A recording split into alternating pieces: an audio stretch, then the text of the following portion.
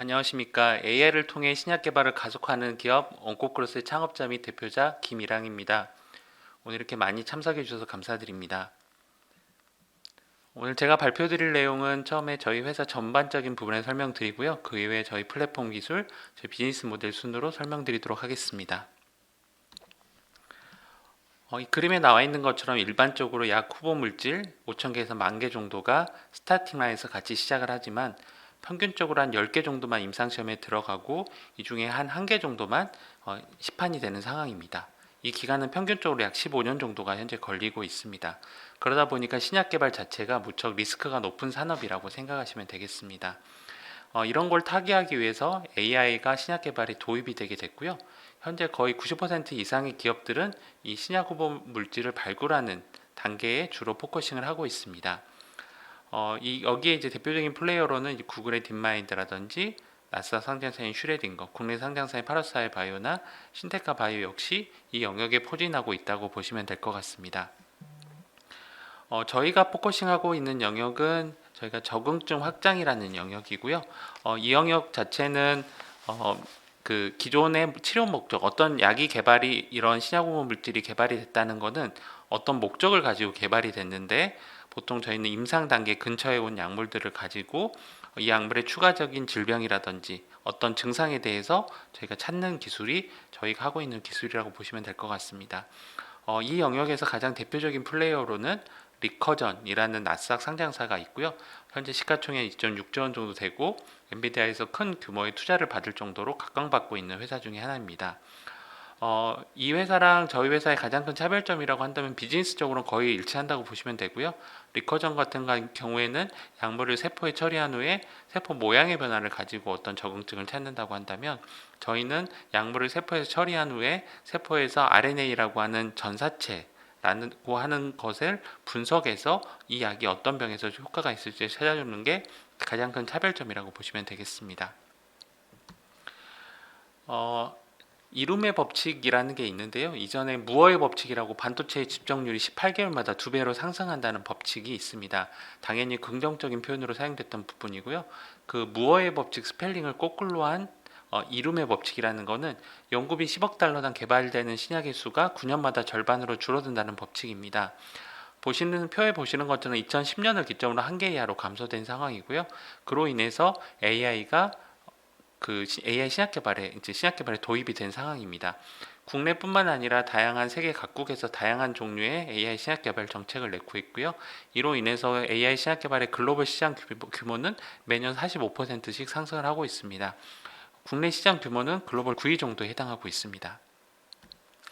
앞에서 말씀드린 것처럼 저희 적응증 확장 영역에서는 이렇게 플레이어가 많지는 않지만 이 적응증 확장 자체가 현재 글로벌 신약 개발 트렌드 중에 하나라고 보시면 되겠습니다. 전 세계 가장 많이 팔리는 키트루다 같은 경우에도 벌써 40번째 적응증 확장을 했고요. 위고비나 제파운드라는 요즘에 각광받는 비만 치료제 같은 경우에도 원래는 당뇨병 치료제로 개발됐다가 이런 비만 치료제로 적응증 확장을 하면서 글로벌 블록버스터 약물이 될 수가 있었습니다. 국내 탑티어 제약사들도 역시 적응증 확장에 나서고 있는 상황입니다. 오른쪽 표에 보시면 글로벌 블록버스터 탑 10 약물들인데 보시는 것처럼 이 약물 중에 벌써 6개가 적응증 확장을 한 상황이고요. 이 표에 나와 있진 않지만 적응증 확장의 대표적인 예시로는 화이자가 개발한 비아그라가 있습니다.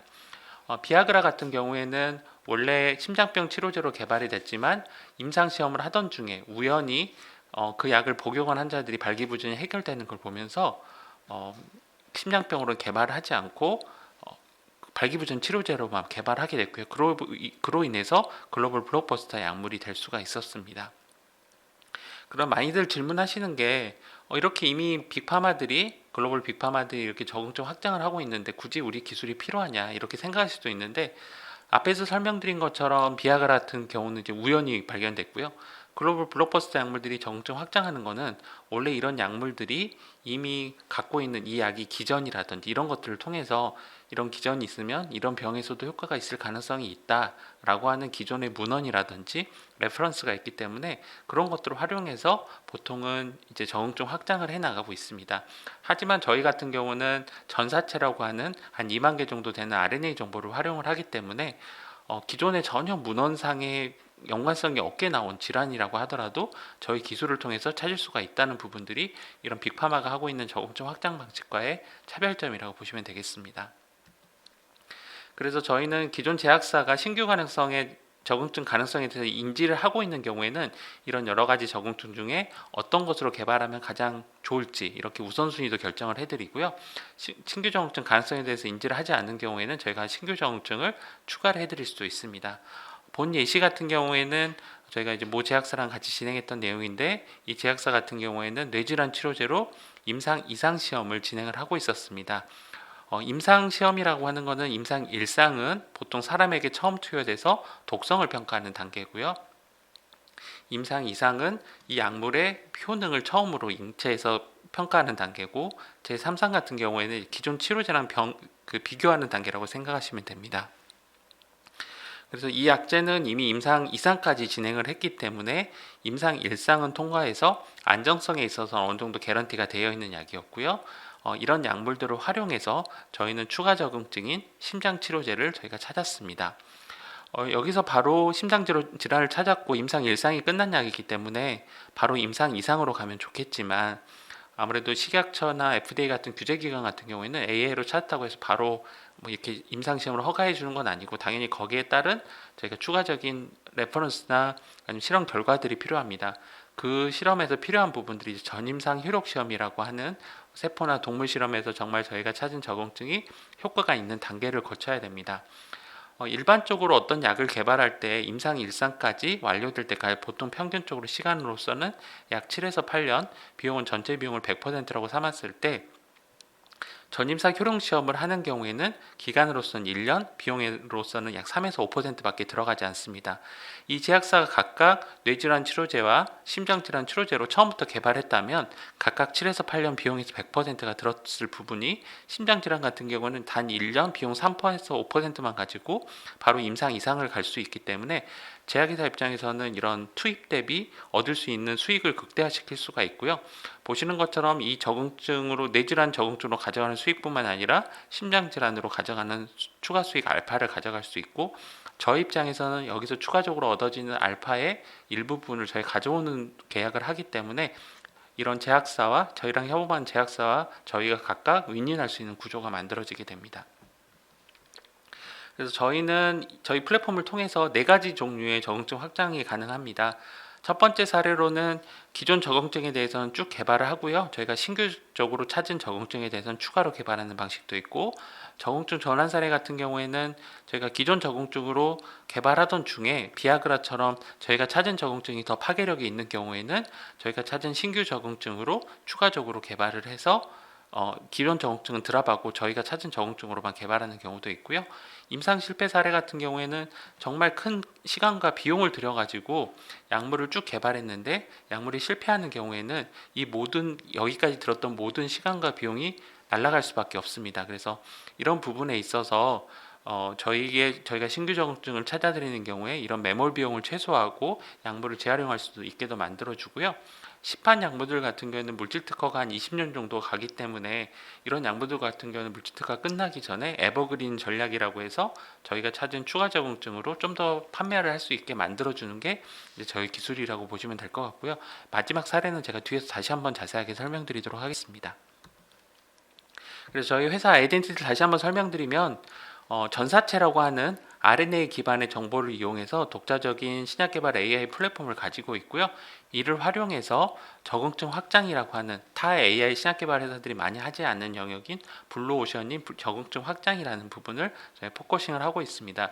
저희가 다양한 제약사와 협업하는 다양한 레퍼런스뿐만 아니라 저희 자체 연구소를 통해서 자체 검증을 통한 자체 파이프라인을 가지고 있을 정도로 이런 저희 기술력에 대해서는 잘 여러 가지 레퍼런스나 아니면 검증 결과를 통해서 저희가 좋은 레퍼런스를 현재 가지고 있는 상황이고요.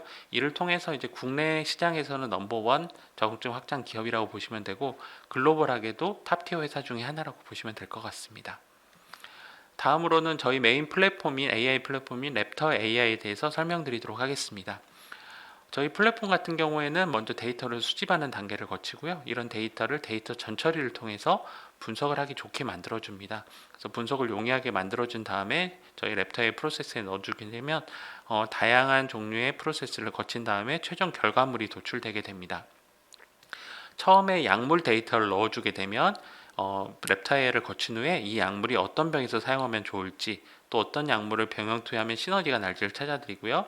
질환의 데이터를 넣어주게 되면 저희가 갖고 있는 약물 데이터베이스 중에 어떤 게 어떤 약물이 효과적일지, 어떤 약물을 병용 투여하면 시너지가 날지를 찾아주고 있습니다. 작동 원리를 좀 더 자세하게 설명드리면, 저희가 일반적으로 병이 없을 때 유전자 발현 패턴을 쉽게 설명드리면, 호숫가에 날 좋은 날 정말 잔잔한 물결이 치고 있는 상태라고 보시면 될 것 같고요. 병이 있을 때 상태는 태풍이 왔을 때 심한 파도가 치고 있는 상태라고 보시면 됩니다. 그래서 랩터 AI가 하는 일은 어떤 약을 줬을 때 이렇게 심한 파도를 가장 잔잔하게 만들 수 있는지, 이거를 저희가 순위대로 찾아가는 거라고 보시면 될 것 같고요. 이를 위해서는 다양한 양질의 데이터베이스가 필요한데, 이런 분은 희귀난치성 질환, 암을 포함한 희귀난치성 질환에 대한 데이터를 많이 모아놨고, 이를 오른쪽 하단에 있는 전산체 분석 노하우를 통해 가지고 저희가 분석을 해드리면 저희가 정확한 결과물이 도출된다고 보시면 될 것 같습니다. 그래서 이런 부분들이 이제 신규 경쟁사가 저희 영역으로 들어오는데 가장 커다란 진입장벽으로 작용한다고 생각하시면 되겠습니다. 그래서 저희 비즈니스 모델은 크게 두 가지로 나뉘고요. 약물평가 서비스 모델, 공동연구 개발로 나뉘게 됩니다. 약물평가 서비스 모델은 제약사가 약물을 맡기면 저희가 계약금을 받고 이후에 잔금을 받거나 아니면 성공보수나 수익금 배분을 가져가는 형태의 서비스라고 보시면 되고요. 저희가 일정 수익을 저희가 받아오는 형태이기 때문에 단기 및 안정적인 수익 실현이 가능한 캐시카우 모델이라고 생각하시면 됩니다. ST팜, 보령, 중해제약과 관련된 일들을 진행을 했었고요. 공동연구개발 같은 경우에는 저희가 약물의 적응증을 찾아주는 것까지는 같지만 제약사 쪽에서 이제 저희의 인력이라든지 저희의 비용이라든지 이런 부분을 공동 리스크를 공유하기를 원하는 부분들이 있다면, 이런 부분은 저희가 공유를 하는 대신 제3자에게 기술 이전할 때 저희가 그 수익의 일부를 가져오는 형태로 되어 있기 때문에 좀 더 중장기 수익과 하이 리턴이 가능한 비즈니스 구조라고 보시면 될 것 같습니다. 그래서 국내 제약사로는 대웅제약, 동아약품, 중해제약, 프랑스 파스테르 연구소의 포피파마, 스위스의 알파몰 등이 이 계약에 해당이 되게 됩니다. 그래서 저희가 2015년에 회사는 창업을 했고요. 2019년도부터 국내 제약사들하고 같이 일들을 하기 시작했습니다. 2021년도부터 저희가 해외 회사들하고 같이 계약을 하기 시작했고요. 이 여러 회사들 중에서 가장 좀 눈여겨보셔야 될 부분들은 저희가 2022년도에 진행했던 중해제약 계약과 2024년도에 진행했던 중해제약과의 팔로원 계약이 있겠습니다. 국내뿐만 아니라 국외에서도 정말 큰 규모의 빅파마들하고 큰 규모의 계약을 한 회사들조차도 이렇게 후속 계약까지 가는 경우가 무척 드뭅니다. 첫 번째 이유로는 자기네들은 정말 잘한 좋은 기술을 갖고 있다고 하지만 실적으로 결과가 꽝이 나오는 경우들도 있고요. 두 번째 사례로는 그래도 의미 있는 결과가 나오긴 했지만 제약사의 눈높이에는 못 맞추는 경우들이 있습니다. 하지만 저희는 국내 탑티어 회사인 중해제약이 저희랑 서비스를 해보고 저희 결과에 만족을 해서 추가적인 계약까지 갔다는 부분들이 좋은 레퍼런스가 될 것 같고요.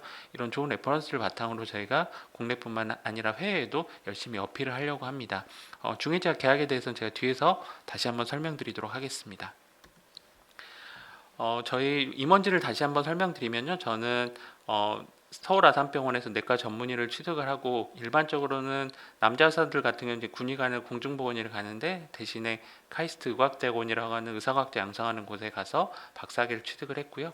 그래서 대부분의 MD, PhD들, 그러니까 의사면서 박사를 했던 부분들이 대부분 의학 박사인 경우들이 많은데, 저는 이학 박사인 게 조금 더 특이적인 요소라고 보시면 될 것 같습니다. 아산병원 다시 돌아와서 종양내과 전임의를 했고요. 이후에 혈액종양내과 분과 전문의를 취득을 했습니다. 이를 가지고 제가 2015년도부터 유성선병원 혈액종양내과 과장으로 일하면서 여러 고형암들, 대장암이나 유방암이나 폐암 같은 이런 고형암들의 항암 치료하는 과를 하면서 많은 환자들을 저희가 접했었고, 2021년 초에 병원은 그만두고 현재 회사를 전념하고 있는 상황입니다. 2022년도에 AI 신약개발 협의회가 설립이 됐었고요. 국내 한 35개 정도 되는 AI 신약개발 회사들이 모여가지고 만든 단체인데, 거기에 초대회장으로 일하면서 저희 AI 신약개발의 저변 확대라든지 또한 그 정부 쪽의 R&D 과제를 제안하는 등 저희가 다양한 일들을 했습니다. 강지우 부사장님은 저처럼 혈액종양내과 분과 전문이시고요. 아산병원에 트레이닝 받으셨고 강북 삼성병원 혈액종양내과 교수 하시다가 저랑 같은 시기에 그만두시고 현재는 저희 R&D 총괄 및 임상시험 총책임자를 하고 계십니다. 대한항암요법연구회 임상시험 QA위원회 간사 역할도 병행을 하고 계십니다. 저희 CTO 유재현 교수님은 덕선여대학교 바이오공학과 교수님으로 재직 중이시고 시스템 생물학 및 바이오펜스 권위자 중에 한 분이시고요. 저희 CAIO인 박노선 교수님은 카이스트 전산학부 교수님으로 재직 중이시고 이전에 미국의 노스캐롤라이나 대학이랑 조지 메이슨 대학에서 교수하시다가 2021년도에 연대로 오신 후에 금년에 카이스트로 옮기셨습니다. 박승현 부사장님은 약사분이시고 현재 사업개발 총괄을 해주고 계십니다.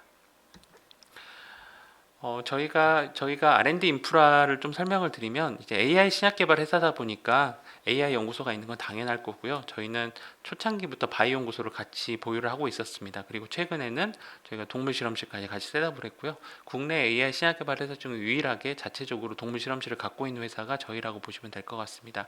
그래서 AI에서 나온 결과들을 바로바로 바이오 연구소 및 동물 실험에서 검증할 수 있고 또 이런 것들 피드백이 왔다 갔다 하면서 저희 플랫폼을 고도화하는 데도 도움이 되고 있습니다.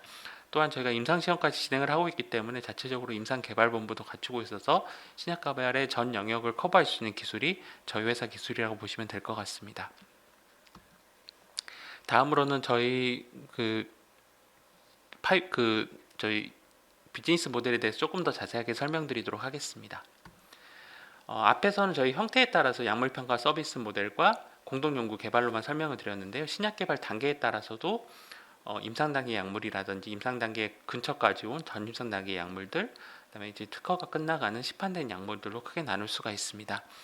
임상 단계 약물들 같은 경우는 대용제약, 중해제약, 제일약품, 전임상 단계 약물들 같은 경우는 동화약품, 스위스의 알파몰, 국내 바이오벤처인 카인사이언스가 있고요.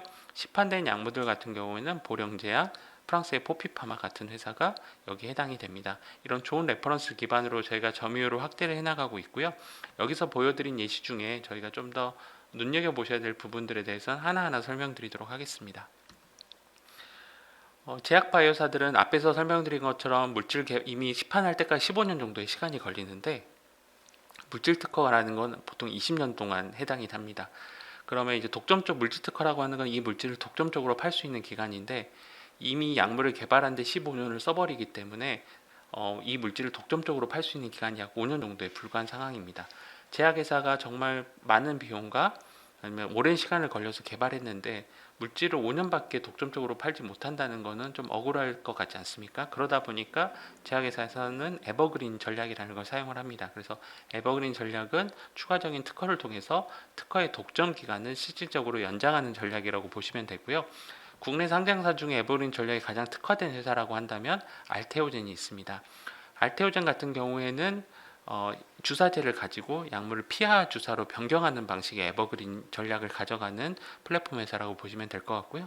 저희는 주사제도 가능하지만 주로는 경구제를 가지고 추가적인 적응증 확장을 통한 에버그린 전략을 가져가는 AI 플랫폼 회사라고 보시면 될 것 같습니다. 이런 휴미라나 키트루다 같은 전 세계 가장 많이 팔리는 약제들도 물질 특허가 만료됐거나 아니면 곧 만료 예정인데 미리미리 에버그린 전략을 통해서 특허를 보호하고 있고요. 국내 제약사 중에는 보령이 저희랑 같이 일을 했습니다. 보령에서는 이제 카나브라고 하는 고혈압 약제를 개발했는데 매년 국내에서 1,000억 이상 팔리는 블록버스터 약물 중에 하나입니다. 2022년도에 물질 특허가 만료되기 전에 저희와 같이 협업을 하기 시작했고요. 저희가 신규 적응증을 발굴을 해드리고 현재 검증 실험을 진행하고 있는 중입니다. 국내뿐만 아니라 글로벌하게도 많은 회사들이 물질 특허가 만료되는 약들이 나오고 있기 때문에 그런 회사들이 저희의 이제 타겟 회사가 된다고 보시면 되겠습니다. 또한 앞에서 설명드린 중해제약 계약이 있습니다. 저희가 임상 이상을 진행 중인 중해제약의 약물을 가지고 2022년도에 저희가 추가 적응증을 찾아드렸고요. 저희가 찾아드린 추가적인 그 적응증에 대해서는 1등으로는 저희가 희귀질환으로 저희가 검증이 됐습니다. 그래서 기존에 전혀 관련된 문헌이나 이런 게 없음에도 불구하고 저희가 그 희귀질환을 찾아드렸고요. 다행히 추가 검증 실험에서 좋은 결과가 나와가지고 이제 저희에게 좋은 임프레션 받은 중해제약이 금년에 추가적으로 3가지 약물을 더 맡기는 계약을 진행하게 됐습니다. 여기에 따르는 이제 마일스톤의 로열티를 수령을 할 수 있게 되어 있는 상황이고요. 그리고 저희가 현재 중해제약에서 임상시험을 진행하고 있는 파이프라인이 총 4가지인데 이 4가지 약물을 저희한테 다 맡겼다는 것 자체가 이 중해제약의 이 국내에서 이제 탑티어 회사 중에 하나가 저희를 얼마나 신뢰하는지 저희 기술이 우수한지를 보여주는 하나의 반증하는 예시가 아닐까 싶습니다. 또한 저희가 자체적으로 연구소를 가지고 있기 때문에 저희 AI 연구소 나온 결과물을 가지고 저희가 검증한 다음에 추가적으로 저희 자체 파이프라인을 진행을 하고 있었습니다. 저희 근감소증 치료제로는 글로벌 임상 1상을 완료를 했고요. 동아제약하고 같이 하는 항암제 같은 경우에는 공동으로 국내 임상 1상을 준비를 하고 있습니다. 췌장암 치료제 같은 경우는 현재 서울아산병원, 신촌 세브란스병원, 해운대 백병원에서 연구자 주도 임상을 진행을 하고 있고요. 환자 총 40명 모집에 환자 모집 끝나고 현재 투약까지 다 완료가 된 상황이고요. 저희가 현재 결과를 지금 추가 팔로업 기간인데 팔로업이 끝나면 저희가 최종 결과를 받아볼 예정입니다. 그래서 여기서 중요한 거는 파이프라인을 갖고 있다는 것도 중요하지만 이렇게 파이프라인이 임상까지 갈 수 있으려면 저희가 A에서 나온 결과가 잘 맞아야 되고 이런 결과들이 솔리드한 데이터로 이제 뒷받침이 되어야 되는데 그런 부분들이 잘 되어 있기 때문에 임상까지 갔던 거고요. 그런 부분들이 저희 제약사와 여러 레퍼런스뿐만 아니라 저희 자체적으로도 저희 랩터의 신뢰성이 한 번 더 검증된 사례가 아닐까 싶습니다. 추가 마지막으로는 저희 코로나 관련된 예시를 잠깐 들어드리겠습니다. 저희가 다들 코로나로 많이 고생을 했는데 팬데믹이 오는 주기가 점점 짧아지고 있고요. 또 내년, 내후년에 어떤 팬데믹이 올지 모르는 상황입니다. 이런 상황에서 앞에서 말씀드린 것처럼 15년씩 걸리는 기존 신약 개발로 이런 팬데믹을 막겠다라고 하는 건 어불성설일 수밖에 없습니다.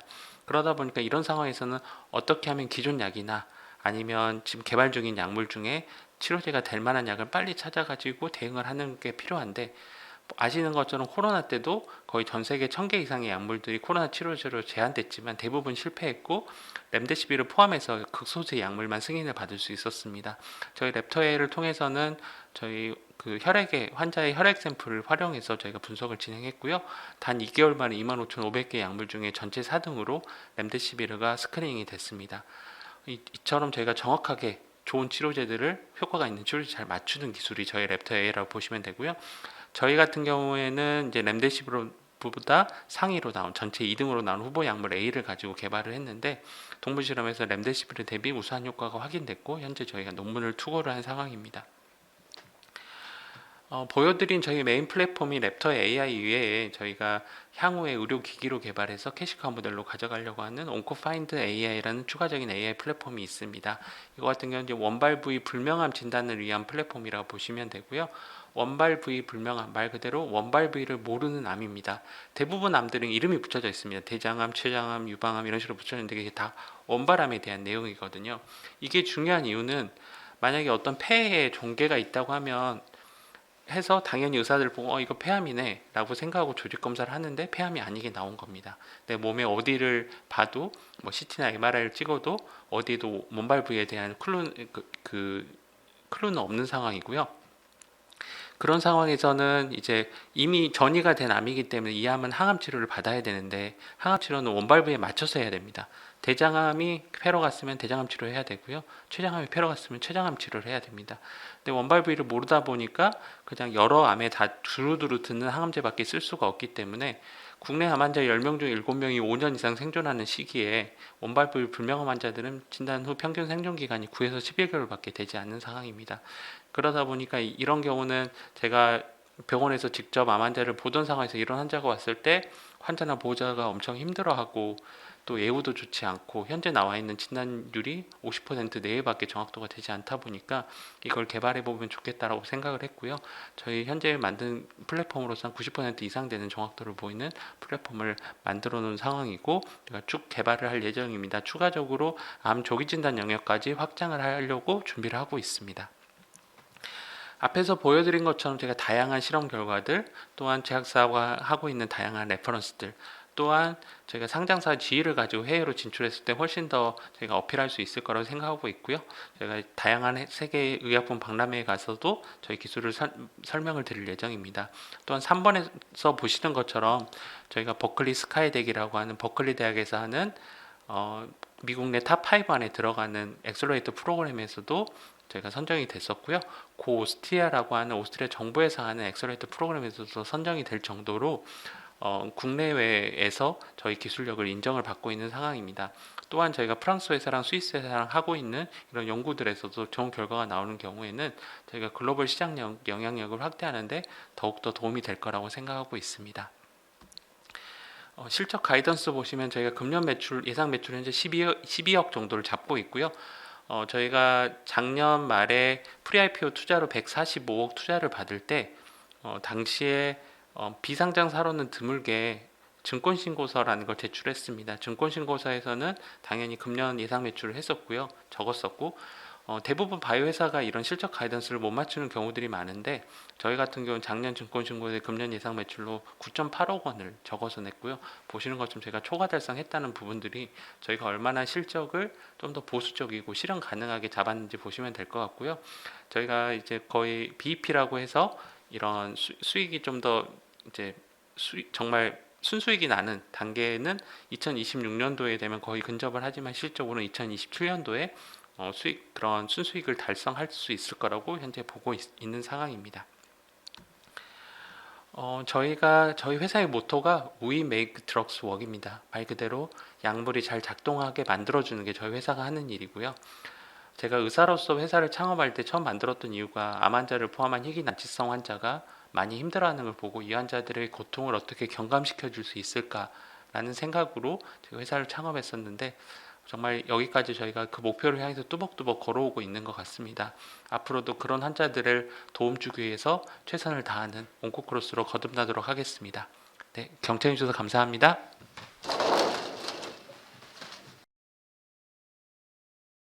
당사의 보유 기술인 랩터 AI의 차별화된 경쟁력은 축적된 양질의 데이터베이스와 기존 전사체 분석의 한계를 극복한 세포 조직 간 상관관계 분석 및 독자적인 다차원 분석의 노하우를 보유하고 있다는 것입니다. 이는 타 AI 신약개발 회사가 가지지 못한 당사만의 차별화된 요소입니다. 상장으로 조달된 공모자금을 활용하여 회사의 주된 사업 모델인 AI 신약개발 플랫폼을 고도화하고 신규 진단기기의 상업화를 추진할 수 있습니다. 그리고 공동 임상 비용 등 가용 자금력을 바탕으로 국내외 제약 바이오사들과의 공동 연구 개발의 기회를 높일 수 있습니다.